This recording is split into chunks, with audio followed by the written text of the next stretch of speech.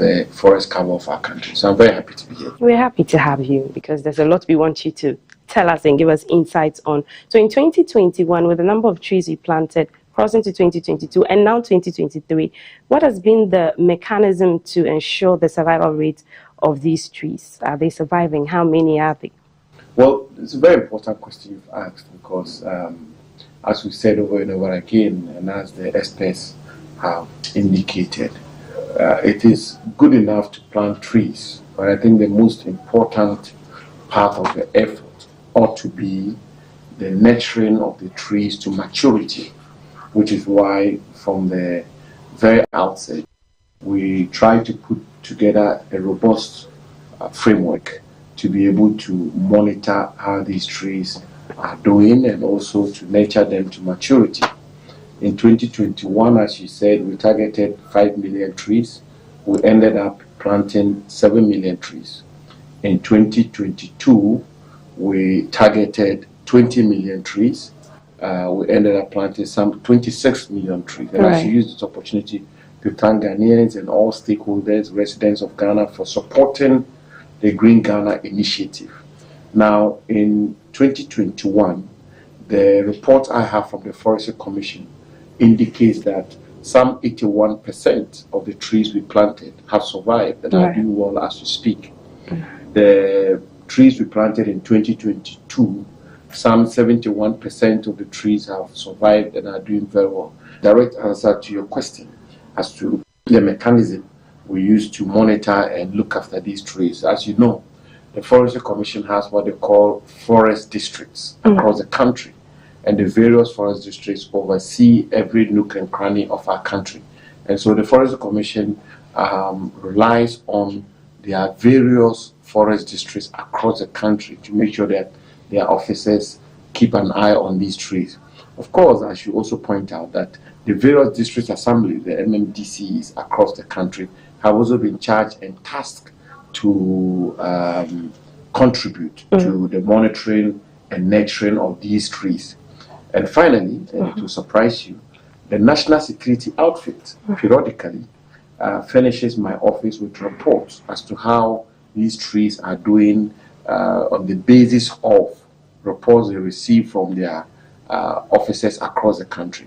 So these are the various, and then occasionally, as you may have noticed, myself, my deputy ministers and officials of the ministry, we do go out into the field to also check out how the trees are doing. And I'm sure in the reports that you do get, human activities that hamper the survival of these trees have come to your attention. What are some of the lessons that you learned from 2021 crossing through to 2022 that you put in place so that this time 2023, adding up to those seedlings and trees that have been planted, will be sustainable? A couple of them. First of all, 2021, we realized that publicity was quite low, sensitization was quite low, so 2022 we ramped up publicity. 2023, even within the difficult financial constraints, we're seeking to ramp up publicity, which is why I'm speaking to you and using the opportunity to communicate to the Ghanaian people and residents of Ghana. So publicity is one of the lessons we've learned, that as much as practically possible, we should amplify whatever messages we have for the country. The second lesson, which is for me very crucial, is the fact that the 2021 edition, we had limited emphasis on planting in degraded compartments. And so the planting, as you say, was quite or largely haphazard. It was largely uncoordinated. And so you have some people picking seedlings, they may not plant it at all, they may plant it at wrong places, they may not plant it in a technically correct manner, they may plant it and not fence it, they may fence it and not water it, not nurture it, and so you realize that in 2022 we designated degraded compartments across the country, and most of the planting took place in these compartments, and that has helped a great deal. Also, we realized that if we got corporate Ghana involved, the private sector involved, where they will own these compartments and brand them and record them in their books as contributing to greening our country and thereby contributing to the noble global effort at halting climate change, and also using that as a basis to be classified as a sustainable company. And so we learned this lesson and we brought these companies on board. And if I may say, the final lesson, which is what is informed the reduction of the number of trees we intend to plant this year, is that we've realized that we need to go up and come down. Okay. The first year we did 5 million trees, we went up to 7 million in actual terms. The second year we targeted 20 million in actual terms, we went to 26 million. We believe that we should come down. Right. So we'll come down to 10 million trees. So you're planting 10 million trees this time around. 10 million trees, so that it will give us enough space to monitor the 7 million, the 26 million, as well as these 10 million trees to ensure that they grow to maybe next year or the year after, we may go up again, depending on where the trees have actually grown up to. Now, when we talk about the sustainable environment, a lot of times when we look at pollution leading to flooding and all of that, human activities, the attitude of people is a big factor. Is the attitude of people also one? Are they getting the idea that they need to plant trees in their homes, in their backyards, for degraded land spaces? Well, admittedly, as Minister responsible for forestry, I should say that the greater proportion of our population are largely conscious about the need to protect our environment. I mean, I think that we should give that credit to the Ghanaian people. There's absolutely no twist about that.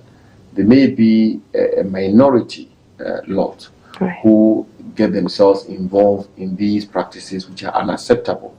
And because of the far-reaching negative consequences of their actions and or inactions, we will find that a lot of people perhaps are involved in these matters. I mean, it will seem so. Because I say that because in 2021, the level of enthusiasm and the level of participation of the population, for me, was remarkable. Right. And 2022 was same. I mean, all of us saw little kids and the rest fighting for seedlings and very excited about the need to plant trees and so on and so forth.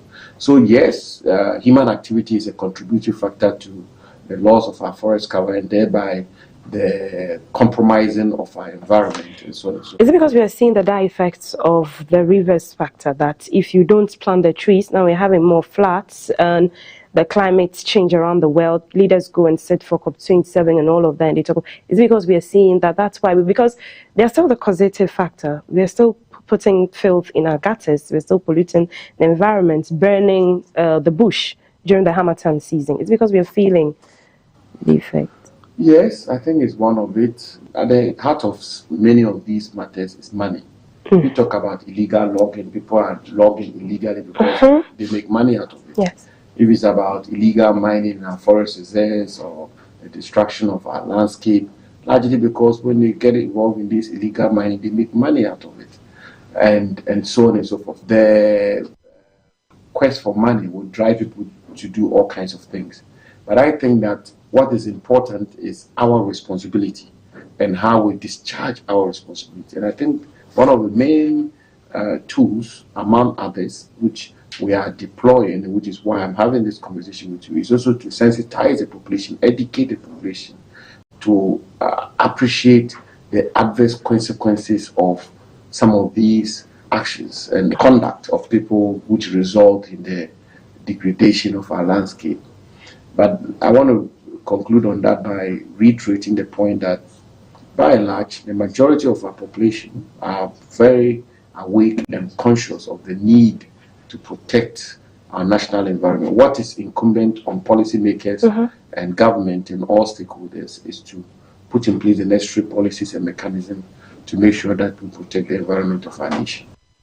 What's the theme for this year? How different is it from the previous years? Last year, we said we're mobilizing for a greener Ghana. This year, we say our forests are health.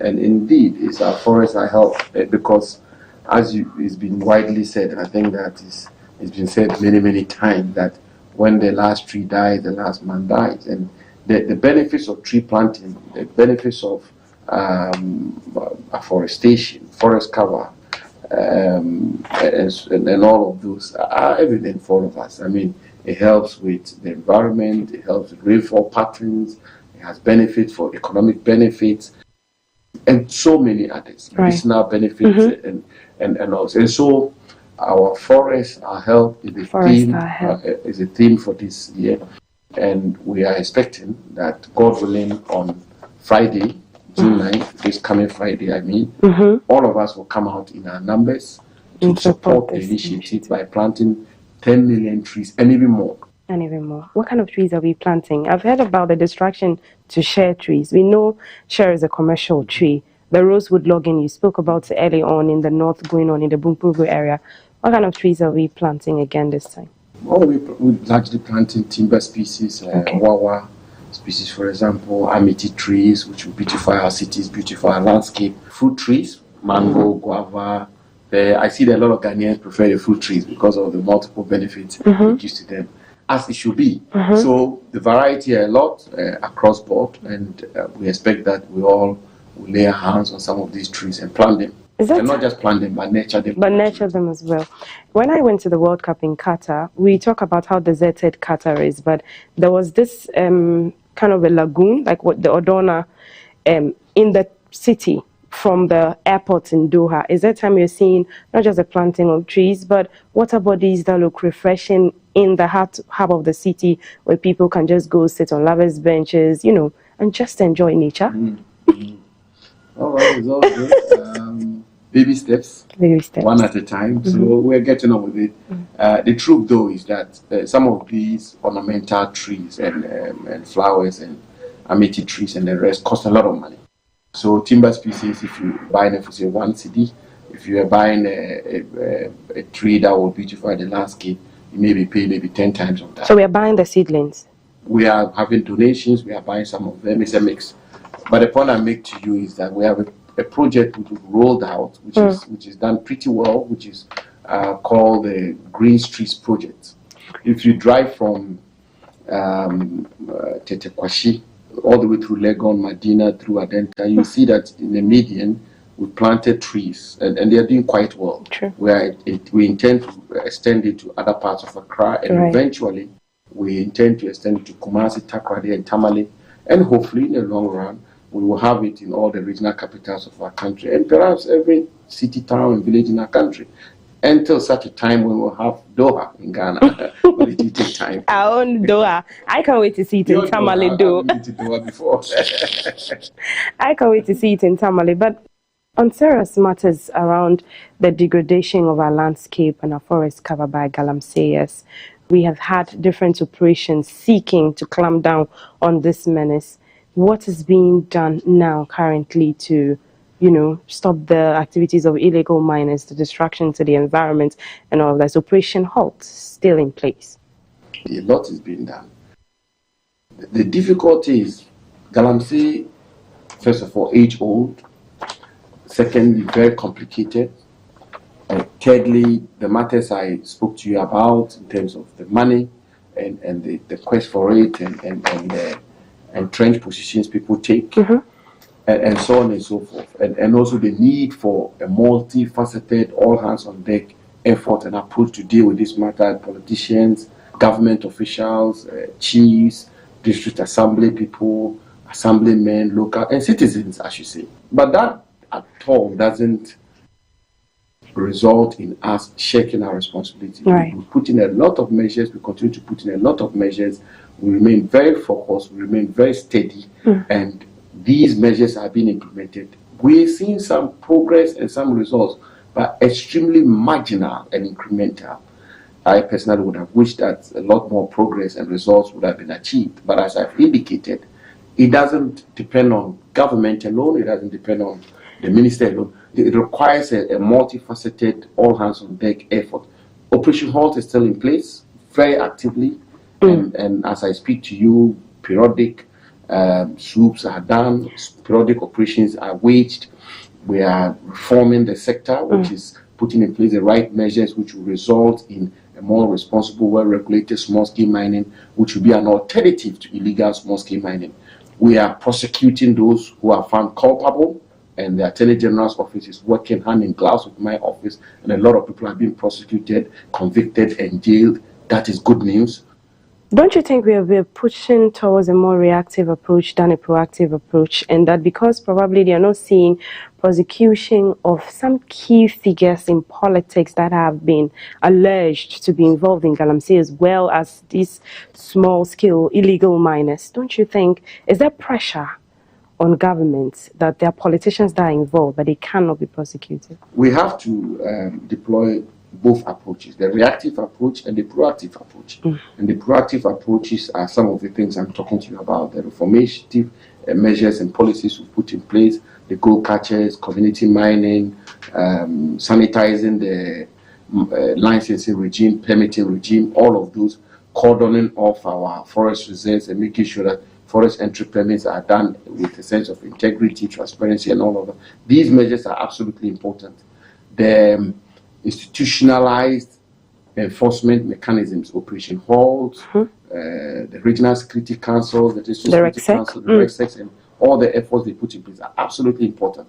But there is also the need for us to react, which is a reactive approach when we get intelligence. When we receive intelligence, for example, the illegal miners are on River Cobra and polluting the river body, we should move it. The turbidity levels of our river bodies, the last report I got, I think 2-3 days ago, I should report, is improving tremendously, which is good news. But we are not out of the woods yet. We are not home and dry yet.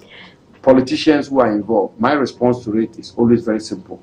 Where we have indication that a citizen or a non-citizen is involved in Chinese nationals and foreign nationals is flouting our laws, the laws must be brought to bear. The full rigors of the law must be deployed, regardless of the person's status, whether the person is a politician, the person is a government official, or the person is a non-politician. But the rule of this enterprise is always evidence, which is where sometimes we find it difficult to come to grips with. So you do have some cases on your table, but just there's no evidence for you to prosecute these people. Well, not so much there are cases on my table. The point I make is that the mining laws of our country continue to be the laws of Ghana. And when you break those laws, everybody's bound by those laws. Everybody's bound by those laws, and the law should be applied.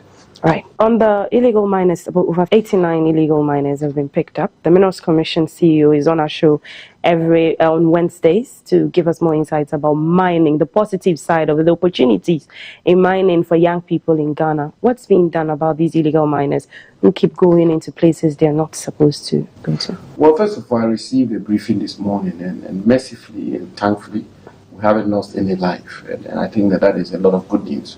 Because when this matter arose, I was particularly worried about these young men and their safety. I was in constant touch with the Chief Executive Officer of the Minerals Commission, my Deputy Minister, Honorable Duka, the Chief Inspector of Mines, as well as the management of AngloGold.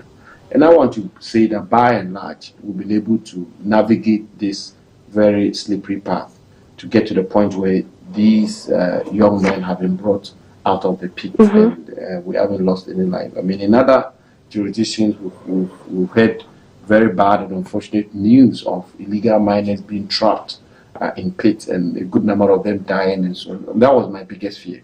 So that having been dealt with, I believe that we've crossed the first curve of the crisis. The second one is the question that you asked, what do you do with them?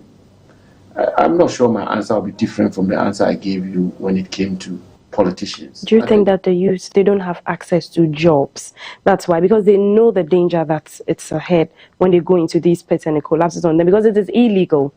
Is it that these communities don't have any other alternative to go? Because even Green Ghana Initiative, I'm sure, is a platform where young people can go into forestry and all of that to help plant trees.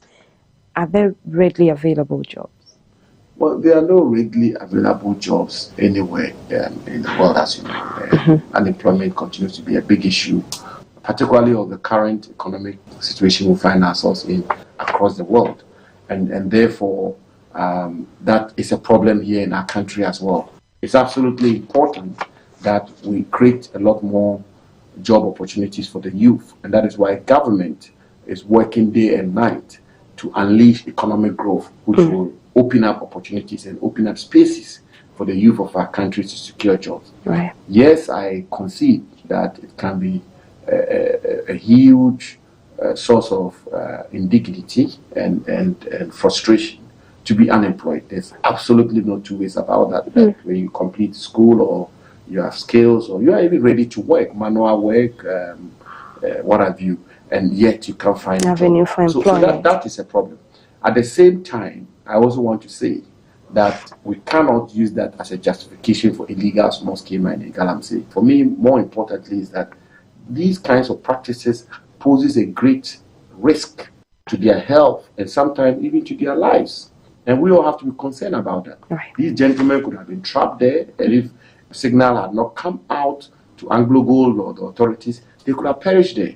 And will we then have said that because they didn't have jobs, it is appropriate that they went in there and died? Right. I want to say that even within the mining sector, we continue to create alternative sources of livelihood and employment for miners through even the avenue of mining. Community mining, for example, is one way we are deploying to recruit a lot more young men and women. We've heard of the welding and all of technical skills, yes. Electricians and all of that. Went down into the mines in Wasa actually for our May Day edition of the Breakfast Show, and we saw all the women who are under there doing a lot of work. Seems risky, but I mean, and when you hear the pay too is good. So we are getting it out there that the opportunities in the mining space, if done legally. Yeah. So that is the whole plan, and that's our policy. And that gives me the opportunity to reiterate and do so forcefully. Our government, the government of President Akufo-Addo, is not against small-scale mining. On the contrary, we are for small-scale mining. The small-scale mining sector alone contributed some $1.2 billion to our economy last year. $1.2 billion. Gold exports continues to be by far the #1 foreign exchange earning for our country. Foreign receipts into our economy, gold exports alone is by far #1. Right. And so wouldn't it be preposterous for a government to then say we are against the mining of gold? We are not against the mining of gold. This is why we are promoting community mining, which is why we brought the gold catchers, which is why we regularized and sanitized the licenses, which is why we the equipment that were distributed recently. Which is why we are granting licenses to people who want to engage in this small-scale mining responsibly and do it in a regulated manner without disregard to the integrity of our environment. Right. What we are opposed, and I have to say it and say so forcefully, is illegal small-scale mining. It's illegal small-scale mining. Degrades our landscape, which pollutes our water bodies, which destroys doesn't our conform forests. To any laws. That we are palpably opposed to. And finally, I'm sure you were at COP27. Yes, I was. What are some of the takeaways Ghana can learn? Well, it was great. The COP26 in Glasgow, yes, I was there as the Minister responsible for Forestry. COP27 in Sharm el-Sheikh was a big success, and I think that you may have followed the exploits of Ghana, where we had the privilege of being appointed as co-chairs of the Forest and Climate Leaders Partnership alongside the United States, which meant that I co-chaired this momentous partnership with Secretary John Kerry. I had the opportunity, for example, I think last week, Wednesday or so, to have a Zoom meeting with him about where we are taking this partnership to. And as you may know, the partnership is as a result of the United Kingdom's presidency of COP26, arising from the Glasgow Leaders' Declaration on Forest and Land Use, which is culminated in this historic partnership. And Ghana stands to benefit a great deal. We are already benefiting. We've received $5 million on account of our emission reduction, and this is going to go to communities, beneficiaries in the communities, and so on and so on. So, yes, climate change and the Green Ghana Day is all part of our strategy to position Ghana as a leader in the restoration of the forest cover, not just of Ghana, but of the world. Again, is Green Ghana looking at probably in the future? I know there were times we tried phasing out some fuel cars, diesel and fuel cars, pushing in electrical cars and all of that. Is that the bigger picture as well? Okay, so that actually falls within the mandate of the Energy Ministry. But I do know that the Minister for Energy, the Honorable Matthew prepared his ministry, have a whole policy on energy transition from, as you rightly pointed out, fossil fuel to electric cars, electric batteries. Eco-friendly. There's a part of it which we becoming forcefully lithium. Because as you know, these batteries, the main component or the main ingredients used for the manufacture of them are lithium and phosphate, which falls under the ministry. And the ministry is currently developing a policy on lithium. Right. So, Honorable, with the Green Ghana Day initiative for 2023, what are we looking forward to? When is it happening and what are the activities rolling out? So, pretty straightforward. In the morning of June 9th, Friday, June 9th, the Green Ghana Day, the president will be at the University of Ghana, at the campus of the University of Ghana. Right. He will lead the nation by symbolically planting the first tree the morning of June 9th, Green Ghana Day. Right. On the campuses of the University of Ghana. Seedlings will be made available across the country. Why the University of Ghana do?